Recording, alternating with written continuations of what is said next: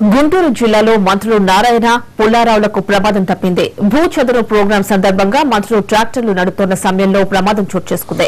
2 ట్రాక్టర్లు ఎదురెదురుగా వచ్చి ఢీకొన్నాయి. అయితే ఎవరికీ ఏం కాకపోవడంతో అంతా ఊపిరి పీల్చుకున్నారు.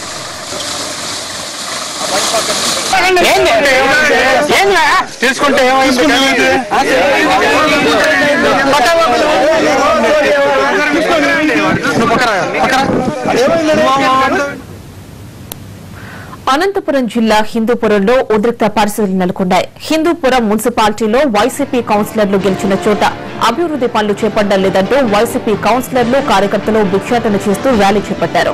అయితే అదే ప్రాంతంలో ఇవాళ ఎమ్మెల్యే బాలకృష్ణ పర్యటన ఉండడంతో ఎక్కడ అడ్డుకుంటారనే అనుమానంతో పోలీసులు భారీ బందోబస్తు ఏర్పాటు చేశారు. ముందస్తుగా 100 మంది వైసీపీ కార్యకర్తలను అరెస్ట్ చేసి స్టేషన్ కు తరలించారు. పోలీసుల తీరుకు నిరసనగా భారీ సంఖ్యలో వైసీపీ కార్యకర్తలు రోడ్డుపై బైఠాయించారు. దీంతో అక్కడ ఉద్రిక్త వాతావరణం నెలకొంది.